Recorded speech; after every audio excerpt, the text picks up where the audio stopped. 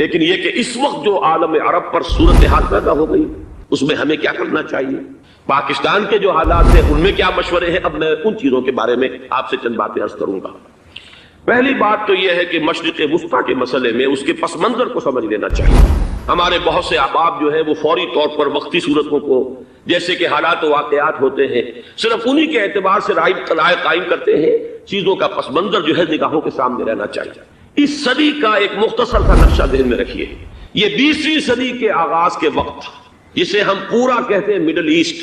بلکہ صرف middle asset نہیں، پورا شمالی افریقہ سلطنت عثمانیہ کا حصہ تھا، خلافت عثمانیہ، لیبیا، الجزائر، مصر، پورا حجاز، یمن، پورا عراق، شام، اور یہ شام ہی کے حصے ہیں در حقیقت، اردن اور لبنان، یہ سب یہ شام عرب، عراق عرب، یہ پورا علاقہ خلافت عثمانیہ یہ اس کا حصہ تھا۔ پہلی جنگ عظیم میں انگریزوں نے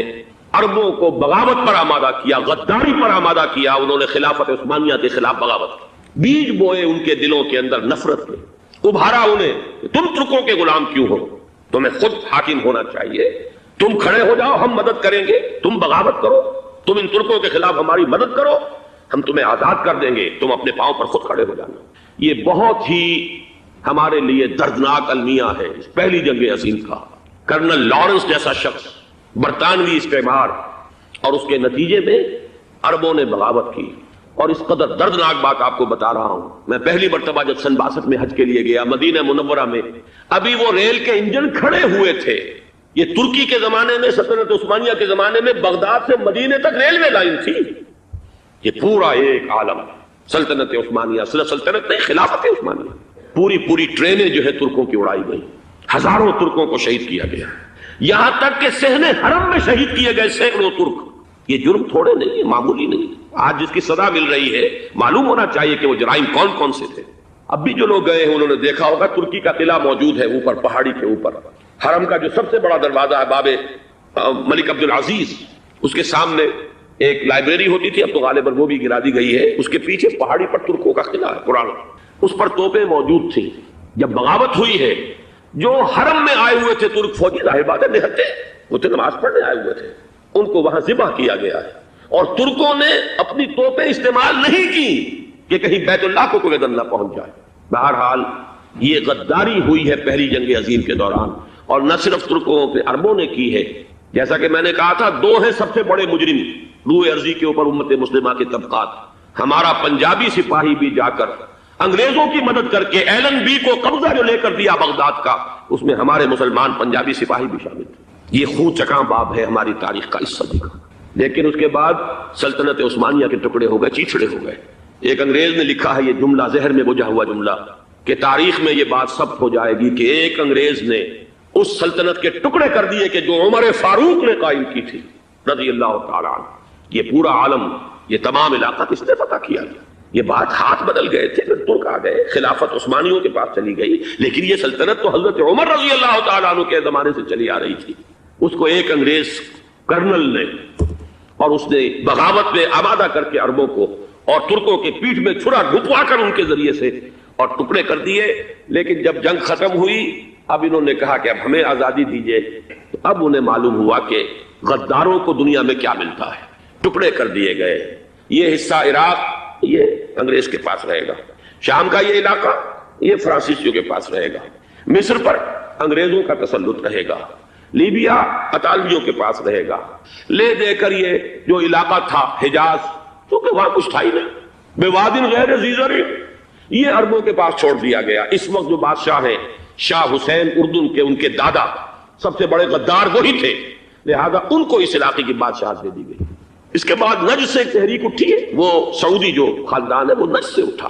نجد میں اس وقت کچھ بھی نہیں تھا، وہ تو صرف ریت کے تودے تھے اور کچھ بھی نہیں، لہذا ادھر کسی استعماری قوت کو دیکھنے کی ضرورت ہی نہیں تھی۔ وہ تو بعد میں تیل برآمد ہوا اور اس کی حیثیت ہو گئی، اور یہ امارات کا علاقہ جو ہے اس کی دنیا میں اب گویا کہ یوں سمجھیے کہ جو سب سے زیادہ اہم علاقے ہو سکتے ہیں روئے ارضی کے نقشے پر، ان میں سے ایک وہ ہو گیا۔ لیکن یہ اس وقت کی بات میں کر رہا ہوں، کوئی حیثیت نہیں تھی، لہذا اس کو چھوڑ دیا گیا۔ یہ ہے تاریخی پس منظر، یہ لکیریں جو کھینچی گئی ہیں یہ ایک ملت اسلامیہ کو جو قومیتوں میں تقسیم کیا گیا، پھر نعرے لگوائے گئے المصر للمصریین الشام للشامیین، اب شامی ایک علیحدہ قوم ہو چکے ہیں، مصری ایک علیحدہ قوم ہو چکے ہیں، عراقی ایک علیحدہ قوم ہو چکے ہیں۔ یہ ساری تقسیمیں استعمار کی پیدا کرنا ہے، اس کا کوئی تعلق اسلام کے ساتھ نہیں۔ اب ضرورت تو اس بات کی تھی کہ استعمار کے پنجے جب یہاں سے کچھ ہٹے، دوسری جنگ عظیم کے بعد ایک دور آیا، امریکہ ابھرا ہے دنیا کی عالمی سطح پر سیاست میں، اس کے ہاں کچھ آزادی کے تصورات تھے، اس نے بھی سپورٹ کیا۔ برطانیہ کمزور ہو چکا تھا، وہ اتنے بڑے علاقے کو اب ہولڈ نہیں کر سکتا تھا۔ ہندوستان بھی آزاد ہوا، پھر یہ کہ اور دوسرے علاقوں سے بھی اس کو پسپائی اختیار کرنی پڑی۔ استعمار کے پنجے جس طرح بھی ہوئے، ان کے سینوں سے، عربوں کے سینوں سے جو ہے گویا کہ وہ ہٹے، لیکن امریکہ نے ایک اپنی بہت بڑی حکمت عملی جو اختیار کی، عالم عرب کے سینے میں اسرائیل کا خنجر پیوست کر دیا تاکہ یہ کبھی آزاد نہ ہو جائیں، ہمارے انگوٹھے تلے رہے، ہماری پالیسی گورن کرے۔ یہ استعمار کا دوسری جنگ عظیم کے بعد جہاں برطانوی استعمار، فرانسیسی استعمار رفتہ رفتہ یہ ہٹنے شروع ہوئے۔ صدر ناصر نے انگریزوں کو اٹھا کر پھینکا میڈیٹرینین میں اور دوسرے جگہوں سے، الجزائر نے آزادی حاصل کی فرانس سے، اطالویوں سے جو ہے لیبیا والوں نے آزادی حاصل کی، یہ ہو گیا، لیکن ایک خنجر پیوست کر دیا گیا اسرائیل کا سینہ عرب۔ اس صورتحال میں ظاہر بات ہے کہ ایک تو بڑی آئیڈیل پوزیشن تھی کہ پورا عالم اسلام متحد ہو، لیکن وہ تو بہت دور کا خواب معلوم ہوتا ہے۔ علامہ اقبال سے بڑا کوئی نقیب نہیں ہے ملت اسلامی کی وحدت کا۔ ایک ہو مسلم حرم کی پاسبانی کے لیے نیل کے ساحل سے لے کر تا خاک کاشغر، لیکن انہیں بھی اپنے لیکچرز میں کہنا پڑا کہ اس وقت جو صورتحال ہے، پورے عالم اسلام کی ایک وحدت بن جانا تو تقریباً ناممکن نظر آ رہا ہے۔ اگر کسی طرح ایک common wealth of Muslim nations وجود میں آ جائے تو بھی بڑی کامیابی ہوگی، لیکن اس سے بھی پہلے یہ تو زیادہ آسان تھا کہ عالم عرب ایک وحدت کی شکل اختیار کر لے۔ یہ تو ایک قوم ہے، اکثر و بیشتر ایک نسل یا زیادہ دو نسلیں کہتی تھی۔ شمالی افریقہ میں بربر نسل بھی ہے، باقی تو سب عرب ہے۔ یہ پورا عالم ایک نسل، ایک زبان، پورے اتنے رقبے کے اوپر بولے جانے والی ایک زبان، یہ تو ایک ہو جائے۔ افسوس یہ ہے کہ اس کا ایک ہو جانا، ایک شخصیت ابھری تھی جو مذہبی مزاج کی شخصیت تھی، جو دینی مزاج کی حامل شخصیت تھی، اگر اس کی قیادت میں عالم عرب متحد ہو جاتا تو واقعتاً ایک بہت بڑا جو ہے مرحلہ وہ طے ہو جاتا پوری عالمی ملت اسلامیہ کی ایک وحدت اختیار کرنے کا۔ وہ شخصیت تھی شاہ فیصل شہید کی، اور اس لفظ کے ساتھ ہی آپ کے ذہن میں آ گیا ہوگا کیوں انہیں شہید کر دیا گیا، کس نے کیا کرایا، کہاں سے تعلیم حاصل کر کے آیا تھا وہ جس نے شہید کیا شاہ فیصل شہید کو، اس کی گردن پر کون سوار تھی، وہ یہودی لڑکی کے جس کے فوٹو بھی شائع ہوئے، ایک گردن پر اٹھائے کھڑا ہوا شہزادہ اپنی ایک یہودی دوست کو، لڑکی کو، اور وہی ہے کہ جس نے جا کر پستول سے شہید کیا ہے۔ جان اچھی طرح جان لیجئے، جیسے بارہا میں نے عرض کیا ہے کہ حضرت عمر کو شہید کرنے والا کہنے کو ابو لولو فیروز تھا، لیکن اس کے پیچھے پورا ایرانی نسل پرستی کا جو پورا پس منظر ہے، اسے تو ہر شخص جس کی ذرا بھی نگاہ جو ہے جو صرف منظر کو نہ دیکھ رہی ہو، پس منظر کو بھی دیکھنے والی ہو، وہ تو جان دے گی کہ ابو لولو فیروز ایک فرد کا نام نہیں تھا، وہ ایران کا انتقام تھا عالم عرب سے۔ بالکل اسی طریقے سے یہ امریکی استعمار کا ہتھ کنڈا تھا، اسے محسوس ہوا۔ شاہ فیصل مذہبی مزاج کا شخص، یہ ابھر رہا ہے، اور یہ شاہ فیصل کی حکمت عملی کا ذرا آپ اندازہ کیجئے۔ لاہور میں سمٹ کانفرنس ہوئی، اس میں وہ آئے، سب سے ٹاورنگ پرسنالٹی پورے اس وقت عالم اسلام کے اندر شاہ فیصل کی تھی،